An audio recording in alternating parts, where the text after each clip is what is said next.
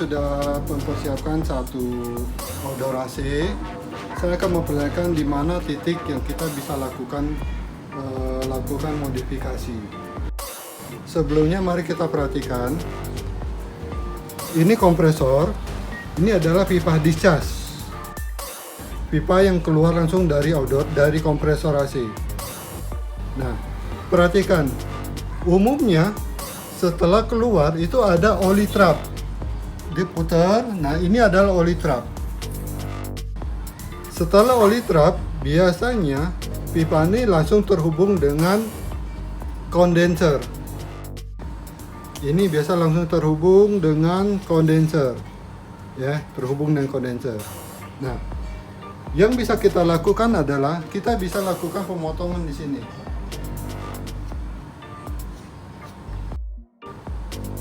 Kita bisa lakukan pemotong di sini.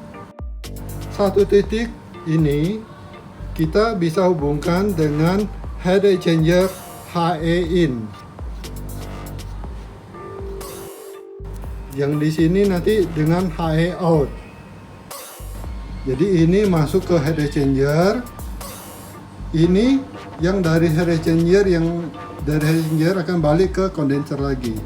Jadi cukup dengan titik ini. Nah, rekan-rekan harusnya mengerti bagaimana cara potong, cara menyambung dan mengelas dengan baik, menghubungkan dengan tangki water heater.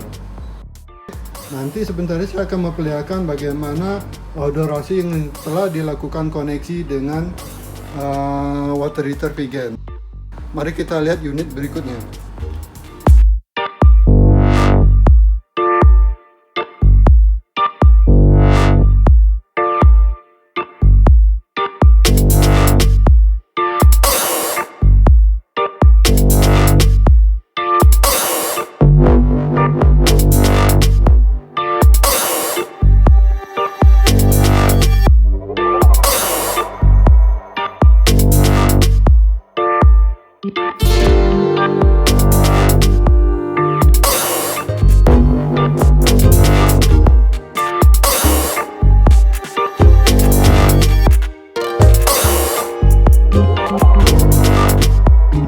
Oke rekan-rekan, kita lanjutkan.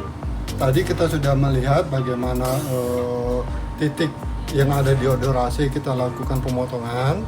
Sekarang kita lihat hasilnya setelah dilakukan pemotongan dan sudah dilakukan pengelasan. Mari kita lihat di sini. Ya, ini tadi pipa discharge, ada oli trap naik. Nah, ini tadi seharusnya tersambung langsung ke sini.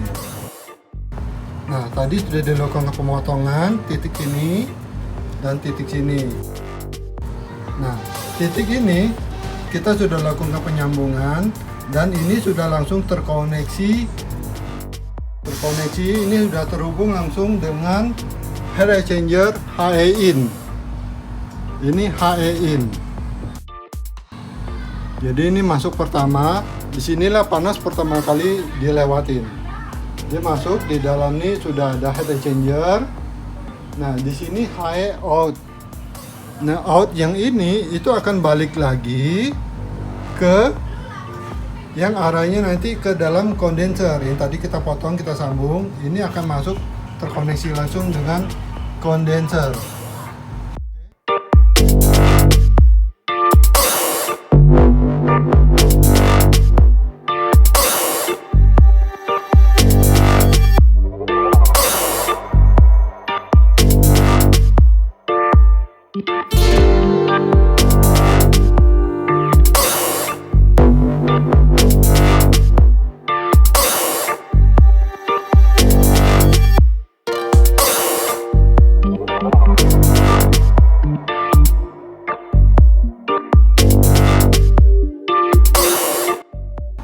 Saya harap sampai titik ini rekan-rekan teknisi sudah mengerti bagaimana cara mengelas, potong ngelas, dan lakukan penyambungan dengan sempurna.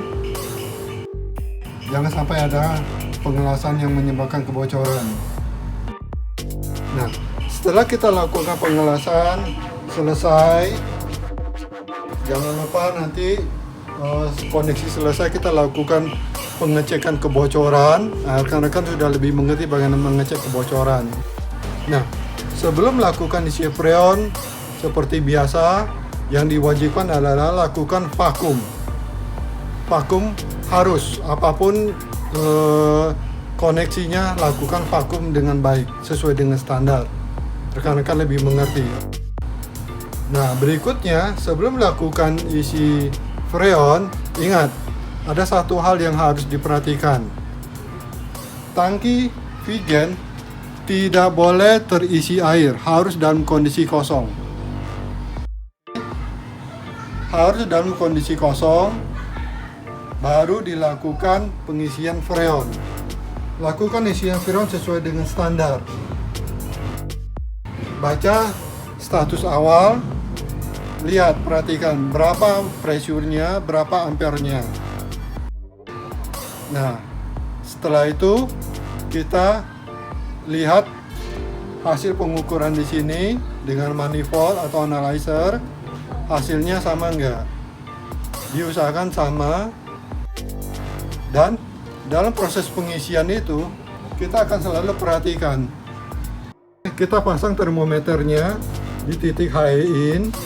Kita akan perhatikan berapa hasil pengukuran. Jadi dalam proses pengisian freon kita harus selalu perhatikan termometer ini. Usahakan nilainya di atas 50 derajat Celcius. Jika kurang, artinya panasnya tidak akan maksimum. Usahakan selalu di atas 50. Dan jika kita menghasilkan panas 50, 60 atau 70 itu nggak masalah. Itu baik-baik saja. Nah, hal lain yang harus kita perhatikan adalah jika kita mengisi freon terlalu banyak, walaupun indoor kita bisa merasakan dingin, kita merasakan dingin masih bagus. Tapi kalau freon yang berlebihan akan menyebabkan termometer temperaturnya akan turun. Yang tadi sudah naik, misalnya bisa dapat 60, karena kita isi freon lagi, ada saatnya dia akan turun nanti. Bisa turun sampai 50, 40 bisa. Nah, solusinya kita harus mengurangi freon lagi. Kurangi freon secara perlahan dan lihat temperaturnya akan naik lagi perlahan. Bila sudah tercapai di atas 50, stop pengurangan freonnya. Terus kita perhatikan sampai dia stabil. Dapatnya berapa? Tolong didokumentasi hasilnya berapa. Supaya customer juga yakin dengan hasil yang telah kita lakukan koneksi. Nah, sampai tahap ini saya harap rekan-rekan semua udah mengerti. Ini sebenarnya sangat sederhana. Mungkin rekan-rekan karena tidak pernah melakukan koneksi ada rasa khawatir. Tapi setelah penjelasan ini saya harap rekan-rekan harus yakin bahwa ini sebenarnya sangat sederhana. Nah, kalau rekan-rekan masih ada kendala di lapangan, hubungin saya. Nanti saya akan perlihatkan nomor yang bisa dihubungin. Terus, nah, kini bisa rekan-rekan bisa lihat bagaimana cara penyambungannya. Di sini ada nipple yang terkoneksi dengan pipa air panas. Ini langsung bisa dihubungkan langsung ke kamar mandi 1, kamar mandi 2, kamar mandi 3. Biasanya kita menggunakan keran mixer, keran panas dingin. Seperti yang kita lihat. Oke, nah ingat, setiap dalam instalasi keran panas dingin, pipa air panas akan selalu di sebelah kiri. Pipa air panas selalu sebelah kiri. Ingat, itu standarnya ya. Berikutnya kita lihat ini. Ini ada check valve. Lihat arah masuknya. Ini arah masuknya. Ini dibantu dengan shock dalam. Nah, ini cara pemasangan begini. Nah, terus berikutnya di sini saya perlu penjelasan sedikit. Di sini namanya anoda magnesium. Aduh, ini sorry, ini agak keras. Ini sudah terisi air ya. Saya lupa. Nah, ini ada contoh lain. Ini sama. Ini anoda magnesium. Bahannya seperti ini, seperti aluminium. Ini adalah magnesium. Nah, bahan ini berfungsi untuk mencegah terjadinya proses korrosi di dalam tabung. Sebenarnya korrosi itu secara secara prinsip dia selalu menyerang titik-titik lemah pada tangki. Mungkin dalam pengelasan atau titik lemahnya itu yang lebih sering diserang oleh korosi. Nah, karena bahan ini lebih lemah, maka ini yang dikorbankan agar korosi menyerang pada anoda magnesium ini.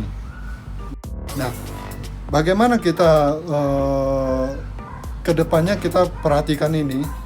Disarankan 1 tahun sekali disarankan untuk dilakukan pengecekan. Pengecekan cukup sederhana kayak seperti tadi saya buka. Nah, apabila dalam proses pengecekan kita lihat, oh kalau misalnya masih utuh, kita tidak perlu mengganti. Tapi jika dalam proses pengecekan, oh ternyata sisa anoda magnesium mungkin tersisa 25% atau malah mungkin sudah habis, saatnya kita mengganti. Spare part ini saya sudah menyiapkan, jadi tinggal hubungin saya. Saya rasa sudah cukup mengerti.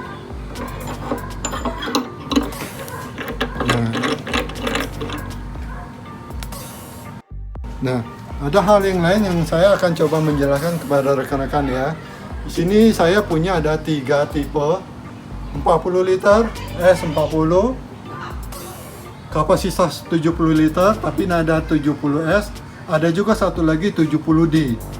S ini adalah single. Single ini bisa dilihat dari sini. Ini ada satu pasang, ini adalah head exchanger. Jadi ini single head exchanger. Kalau double, umumnya di sini ada satu pasang lagi. Kalau double ada 2. Sebagai contoh, di sini saya bisa memperlihatkan di sini adalah Vigen 100D. D ini double. Nah, bisa kita lihat sini. Ini ada 2 head exchanger. Ini 1, ini 2. Nah, jadi ada 2 yang bisa kita koneksi dengan odorasi. Jadi saya ada 3 kapasitas dengan 5 tipe. Ya, saya rasa sudah cukup penjelasan saya. Jika rekan-rekan masih ada keraguan atau masih belum jelas, bisa hubungin WhatsApp saya akan selalu siap membantu. Kalau bersedia ikut join dalam grup WhatsApp saya, di mana di sana ada kumpulan teknisi, saya akan share nanti. Silakan hubungi saya akan masukkan ke dalam grup. Di sana kita bisa selalu komunikasi, ada kendala hubungin saya. Saya akan selalu membantu rekan-rekan. Salam semua.